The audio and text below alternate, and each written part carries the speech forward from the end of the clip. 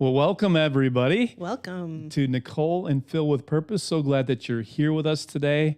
You may see we look a little different. We're trying to rearrange this so it looks just right for you as the viewer, or if you're listening, it doesn't matter what it looks like. But yeah, thanks so much for being here with us today on Nicole and Phil with Purpose. Excellent. Well, today we are going to entertain a question which I think is so interesting and has relevance, as I think all of our key questions have, to everyone, regardless of your age, your stage, your profession.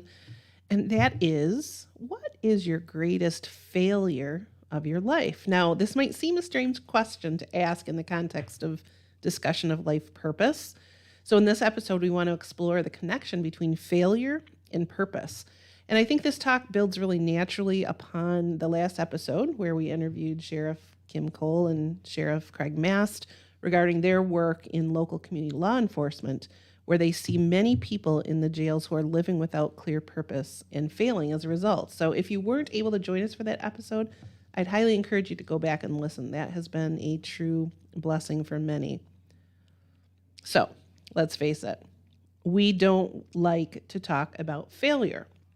In a culture like ours that glorifies perfectionism, that really doesn't tolerate mistakes or failure, the thought of making mistakes, struggling, failing, often leaves us frozen with fear and really hesitant to act for fear of messing up. And I think we learn this, and that we come by this honestly, right? In the typical K-12 school setting, both Phil and I have ample experience in that setting. Mm-hmm. We grow up having very little opportunity for students like ourselves to take risks, to try and to fail. And colleagues in the colleges and universities where I work aren't any better at allowing students to fail, learn, and be resilient in the face of failure. Yeah, and as Nicole got a hold of me and said, hey, this is where I feel like we need to go this week, Phil, I started doing a little research on my own, just of people that have failed or have experienced lack of contentment, like in what they put in their faith and life into, and their purpose and motivation into. And one person I found was on a Fox News article, actually, and her name is, maybe you're familiar with her. I was very vaguely familiar with her. Her name is Kat Von D. And I'm just going to read, it's kind of skim through the article. I won't read every word for word, but I'm going to skim through it. And I just found it really fitting and interesting that it for this sort of topic and that what Kat Von D has gone through. Now, the first line says, Kat Von D is happier in her life as a Christian. It says, the former tattoo artist and star of reality series L.A. Inc. Nicole, you ever watched L.A. Inc.? I think I've seen one episode, actually. How about you, Phil? No, I have not watched L.A. Inc. But doesn't mean it's not a great show, and somebody watching it, God bless you for that. But she spoke about finding and restoring her relationship with God on the Relatable with Allie on a podcast. She explained that in her 20s, she had a free-thinking mentality to question everything, especially authority. Do you ever experience anybody like that, Nicole, in your college setting? Maybe one or two now and then. That led her to look into New Age practices like witchcraft and meditation and yoga. Now, is there anything wrong with a little meditating, spending time in the me? Remember the circle of congruence in the me section of praying, meditation? There's good stuff to that. But I think it became like her lifestyle. And that was something she was dependent upon in maybe an unhealthy way. And so I was just searching for answers and meaning in so many in the wrong places, like most people do. Now, after also struggled with alcohol and drugs, she became sober about 17 years later, and she still found that non-Christian spirituality wasn't helping her, comparing it to she called it short-lived Band-Aids on a sinking ship. So one night she decided to, as she puts it, throw away her crutches, which was her witchcraft and the other New Age practices. She said, I don't want these crutches in my life anymore. And that's what I really saw them as. I just want Jesus. And it's a very narrow road. I feel like all these other, like these breathing techniques or spell work, nature worship, all these things, they're just crutches. they're really not my answer. Now, there's nothing wrong with breathing techniques in and of themselves, but like she said, when they become a crutch or something that you are worshiping, that's where it becomes dangerous. And so for me, I would rather eliminate any distractions, and this is what's what works for me, she said. She went on to say she noted that her friends, she still had friends that were into New Age practices like tarot, witchcraft, and meditation, but feels like they are miserable and admits that she was one of them. Is that you? Just curious. I don't mean to point the finger, but if you're being vulnerable, being open, does this fit? Do you fit in this category? What she just described, someone that's in these things that really, you think it's working, you think it's the answer, but it makes you're miserable. So she said, I would look around at my Christian friends. Yeah, no, they're not perfect by any means, right, Nicole? Neither one of us are perfect. I know I speak for myself, but I want what they have. So like I love the light that you have, she would think to herself. So Vaughn D, she just recently moved from LA to Indiana. So she went from the limelight to Indiana, where she joined a Baptist church and decided to get baptized. She shared a video of the day that she got baptized on her social media, and what do you think she faced? She faced backlash from both, not just her non-Christian friends, but also Christians alike. They're essentially saying this, she's fake. This is just a show. This is just a PR stunt. And then her friends are like, hey, what's wrong with us? There's, what we're into there was nothing wrong with that. So she said, I'm not an idiot. I knew that when I posted that video, people would have questions. Now, Vaughn D said her choice to film the ceremony was intentional as a way of atoning for her past. She said, to publicly proclaim that this was a setting, that this was me setting some things right just for me. Man, that is so profound that she said that, because, we're not. It's not a requirement for you to be a Christian to be a part of this show, to this podcast, and to be listening in. It's not. We don't. No way. We don't want that to be a requirement. But of course, we would encourage anybody to give their life to Jesus Christ and to follow Him. And she's saying again, this is my conviction. She said it has nothing to do with my church.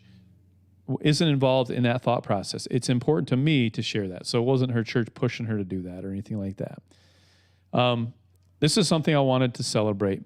So I'm going to skim ahead here a little bit. She grew up with Christian parents, and she essentially gives a lot of credit to her dad for everything, because she remembered finding herself in very dark moments, and intuitively she was praying. And it wasn't because her dad made her, but it's because he'd, capital H, as in Jesus Christ, had been waiting all along. She said that's all. Now, this applies to what we're talking about today, Nicole, because in a way this is failure. In her life, she saw those things as a failure. They failed her, I'll say it that way. She saw that the tarot cards and the witchcraft and the yoga and the breathing and all that, like with everything that she got into, she saw that as actually failing her, and her actual motivation. And I'm going to just show it real quick up on the screen. My strategy, like I said before, like my overarching motivation is at the very top right there, is to glorify the name of Jesus because I love Him. And her overarching motivation changed to, it looks like, the same sort of motivation, and that has eternal impact, which I hope, for all of you. Now, Nicole, let's get personal. How about you? Do you have any failures that helped you connect with your purpose? Kind of like Vaughn D. Sure. As you were talking, I was thinking, we have these examples of failure. There are people in the news and on social media all the time whose failures are kind of splashed out there, right? Because they are famous. They are in the limelight. People want to hear what's going on with their lives.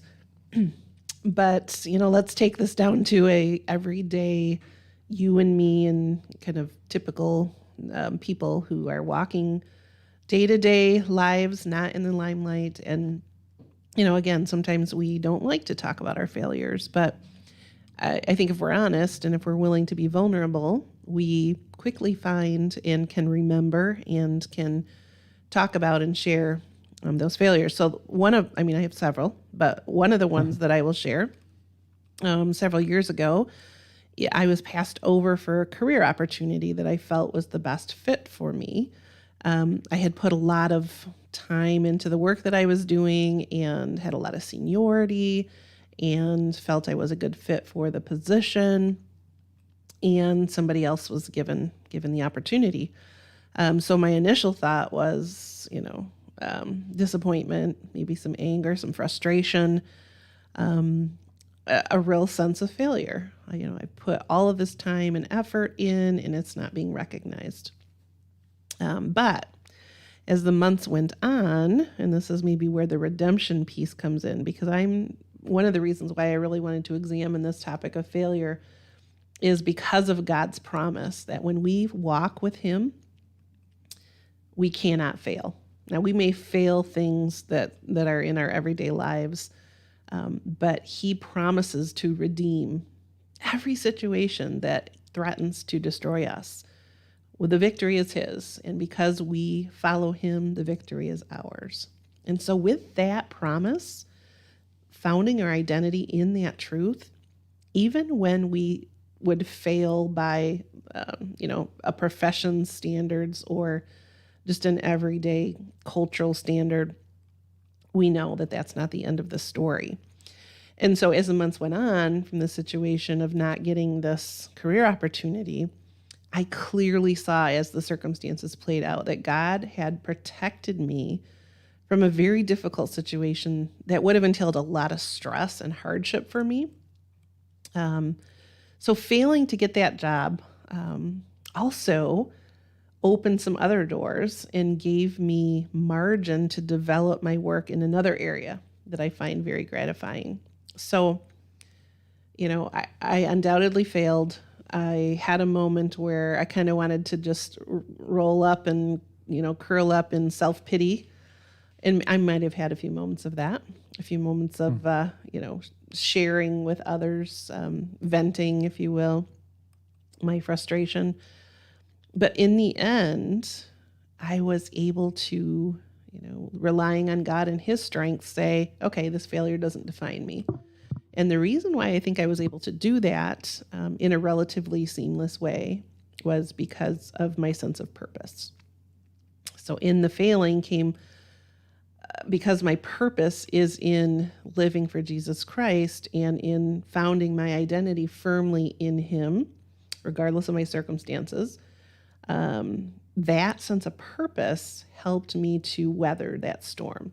So in the failing came really a sense of God's protection, that as much as the humanness in me wanted that position and felt slighted and looked over and disregarded, I really was able, because of God's strength, to withstand that and to be stronger and to see the other open doors that came as a result of that failure. So what comes to mind for you, Phil, as you think about your story? Man, like you said, there's a million stories, maybe not a million, but there's a lot of times that I've failed. I'll mention two. One was when I was in my early mid-20s. I was a teacher at a local public school where I lived. And the kids I loved the kids. The staff was really pretty great. But the bureaucracy of the district I was in was just awful. So I was kind of promised a job at the intermediate school district in the area, like 2 months, 2 years into my career. And I was like, man, this would be awesome. And the person was grooming me, said, hey, we're going to open this position. And I want you, he would have been the one to do the hiring. And he said I was going to be his guy. Well, after about a year and a half, I could see this just was not going to happen. I really was bummed by that, very much so. And I wasn't as mature in my faith and in my purpose in life then. So, it got me down a little bit, but I handled it okay. But if I hadn't if that hadn't failed me, that position, that opportunity hadn't failed me, I wouldn't have been the principal of a school for 11 years. That I adored that position. I adored the people. I loved working with the people that I worked with, and for the kids and for the parents and the school board, and I just really enjoyed that so much. And man, in my weakness, he was my strength. Just like you've been saying. Another instance was in that very job that I loved. There was a year that I call the year from. It was a terrible year. I'll say it that way. It's a very challenging year in many, many, many ways. And but the Lord redeemed that situation for, I think, a lot of parties involved. Even some people that I thought differently then. I think He redeemed that situation for them as well, and brought them to a place where He wanted them to be, and then through that, I think people trusted me and my leadership more from there. Maybe, I think anyway. That total failure, what I felt like a failure of a year, which it really was. It was not a good year. God redeemed, as Nicole was saying, God redeemed that. Because I was more mature at that time as far as my faith, and I just kept steady. There's times when I wanted to quit, but I stayed strong in there, and He was my strength in my weakness. And those are a couple of examples, and the list could go on and on and on. Yeah. I think we both don't want to send the message that, I fell and God picked me up and it wasn't hard, right? Right. I mean, all of these situations we're talking about were excruciating at the time. They were. Right. And I think probably both of us felt at times like, wow, are we going to get through this, right? And I think the key truth that we want to really hold on to as we think about failure is when our purpose is clear, failure doesn't have to be threatening. Let me say that again. When our purpose is clear, failure does not have to be threatening. So, interesting, a quote comes to mind, or an idea, and it goes like this. If we think we as humans can derail our path and thwart God's calling in our life, the real truth is we don't have that much power. It is amazing that God can take what we see as missteps and failures and derailments, and He uses those to bring about His purpose in our lives. I'm so thankful for that, right? That sometimes we think, we know better, we are in control, but even when we go off the path, and as the story you shared, Phil, of the ink tattoo person who just kind of went off on her own into some of the worldly practices, and Kat Von D. Kat Von D, thank you. We thankfully don't have the power to usurp God's authority in our lives. And I'm so thankful for that, because as human beings, we often want to do it ourselves. There's a tiny little book I really want to recommend, and it is by Tim Keller. He passed away recently. He's written several books, but this tiny little book, I think it costs something like $4.99 on Amazon. I would highly recommend this. It's called The Freedom of Self-Forgetfulness. The Freedom of Self-Forgetfulness. And in that book, Tim Keller talks about the concept of gospel humility. Now, sometimes when we think about humility, we think, humility is about it's about self-deprecation, right? Thinking poorly of yourself. But humility is not about thinking less of ourselves. It's actually, according to Keller, thinking about ourselves less. Okay, and so where does failure fit in here? Here it is. If we truly, as followers of Jesus Christ, who are living our purpose for Him, if we truly have our identities founded in Him, like regardless of the storm, regardless of what pulls us away, then how we succeed or don't in life shouldn't matter, right? mean, of course, we want to seek excellence. Of course, we want to pursue the meeting of our dreams and our goals. But if our identity is firmly founded in Jesus Christ, success really shouldn't change how we pursue our lives. It doesn't matter how much money we make. It doesn't matter our status. It doesn't matter our success in family life, right? But also true is just like our successes shouldn't change how we identify as followers of Christ, our failures shouldn't either.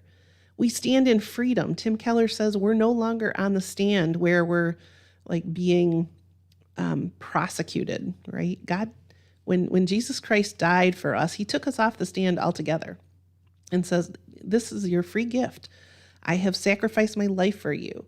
And if our identity is in that sacrifice that Jesus Christ gave his life for us, bought us and redeemed us and took us out of all of the sin, past, present, and future, then in this world, how we succeed or fail shouldn't shake who we are and how we see ourselves. So again, highly recommend picking up that book.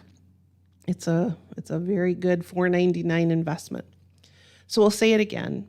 When our purpose is clear, failure doesn't have to be threatening. Now, again, I don't want to, some of you are walking through really, really challenging stuff right now. Mistakes, failures. And I certainly don't want to take away from the fact that that is painful and it can feel long. It can feel very devastating. But I do want to say, give Jesus Christ a chance to define your purpose, because even through those dark days of failure, and maybe especially through those dark days of failure, he can be all you need. And can I add something too? Yeah, please do. And I would say even too, he can help through that failure. He can help define what our purpose is. He is our purpose. He's the reason we live. But he can help define some strategies, our strategy. Absolutely. Through that failure. Like if it wasn't for that failure, you wouldn't have thought to go in this direction, or you wouldn't have built this relationship, or you wouldn't have gone on this road that is the key part of, in our framework of things is a key part of your strategy. And if you don't know what I'm talking about with what our strategy is, you can look on our website, fillwithpurpose.com. And there's also an episode, or lots of episodes talk and refer to the strategy. But anyway, that failure can help refine exactly what God wants your strategy to be. Absolutely. So as we're kind of coming to the last portion of this episode, we wanted to talk about some action steps, like how when I'm facing failure, which if you're not right now, you will. It's not a matter of if, but when. Right. What are some action steps? How can I approach failure a little differently? So first of all, I think we need to work at normalizing failure. Now, what do I mean by that? Many of us didn't grow up, or as adults aren't living with models of people who talk about their failures. And so sometimes when we then fail and struggle, it feels like we're the only ones, like everybody else is successful, everybody else is succeeding, and we are here mired in failure.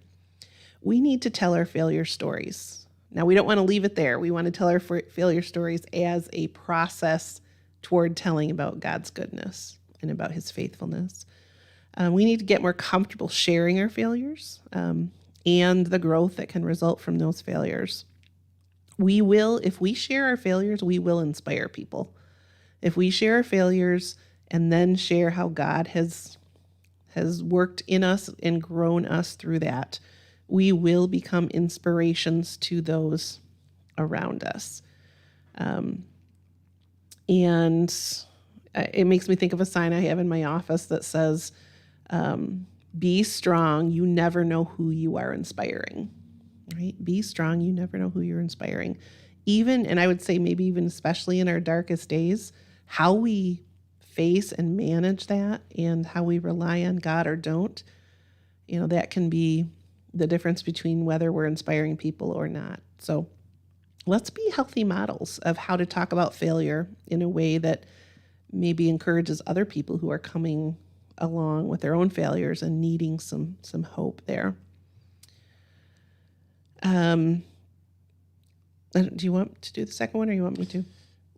Well, I'll just get started with it, and then you hop in. So as far as talking about parents and teachers, that's who we're talking to. If you're a parent or you're a teacher, we're talking to you right now, and that's a lot of people, especially parents. I highly encourage you to be open with your child, your children, whether they're adults or whether they're 3 years old, about your failures and that you fail and that you can find purpose in that.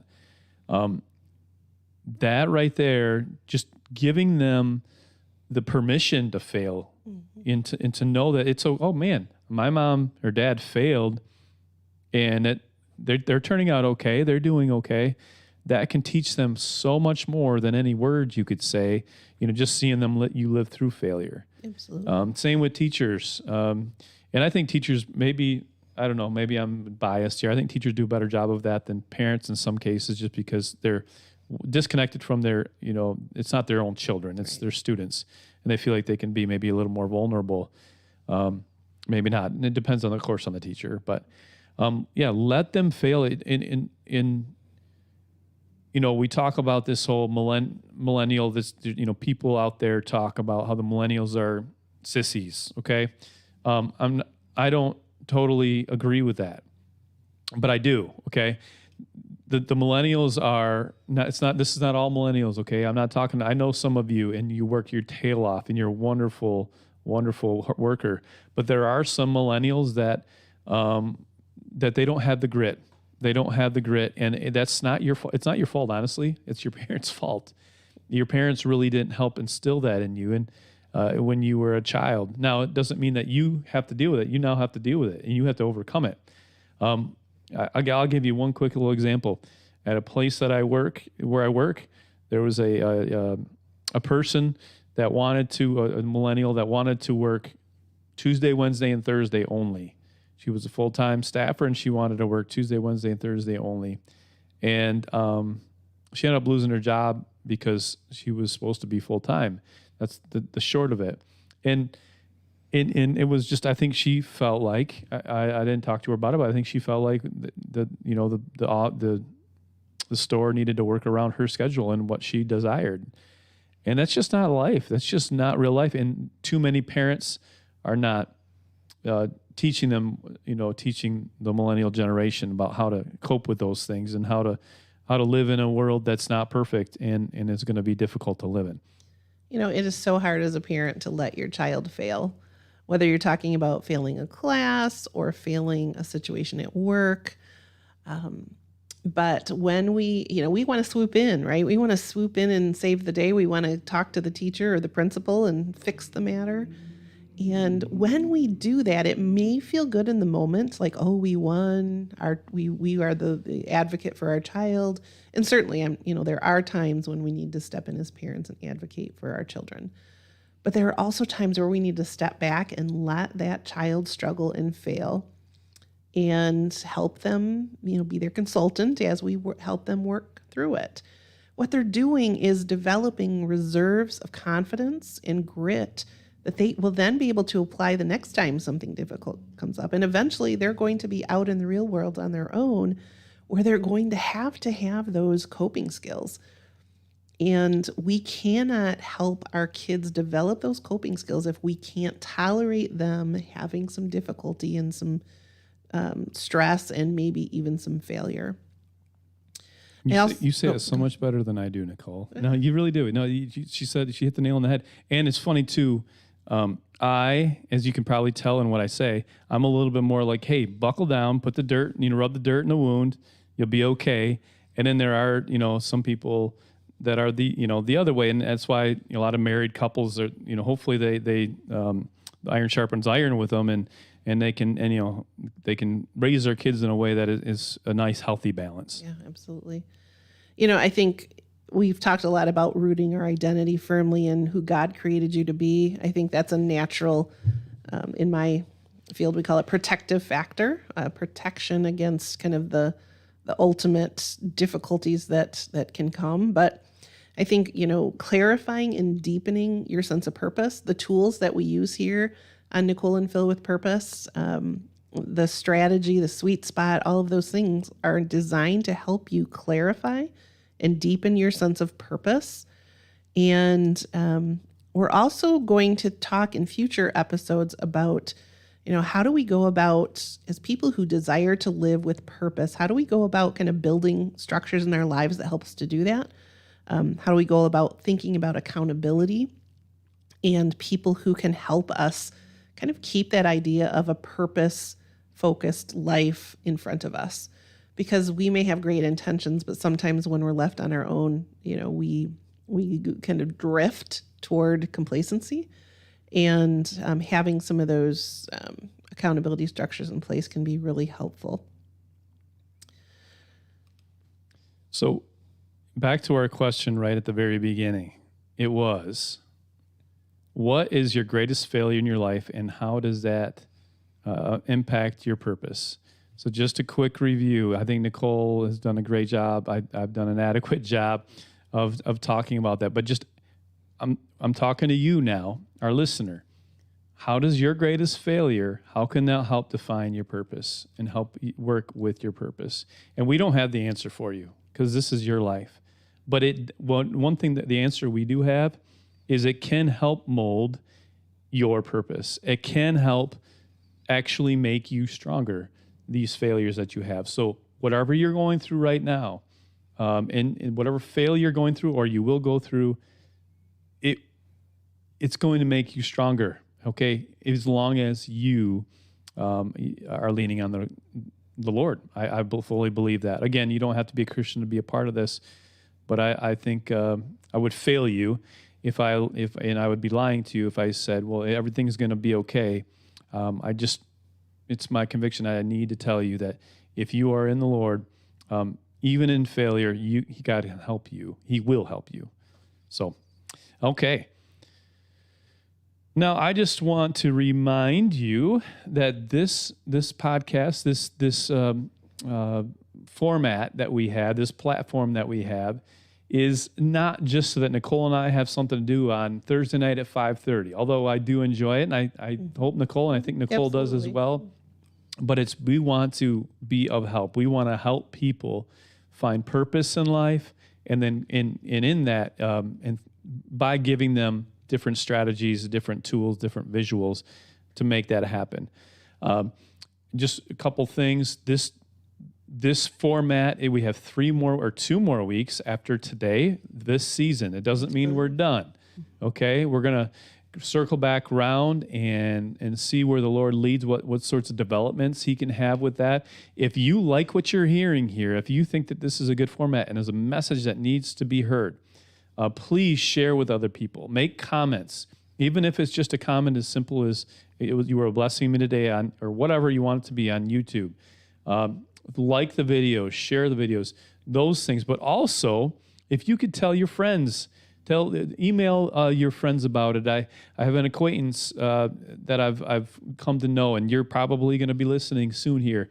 I appreciate you. You shared to your email list the link, and man, the number of people participating and viewing skyrocketed, and I so appreciate that. Again, it's not for our glory, but for the Lord. We cannot, though, get the word out without you. So please participate in that way. And also, this does cost money to be able to do this. If you want to sponsor, if you own a business, or you just love this ministry idea, we would love for you to sponsor or support this ministry in with helping fund it as well.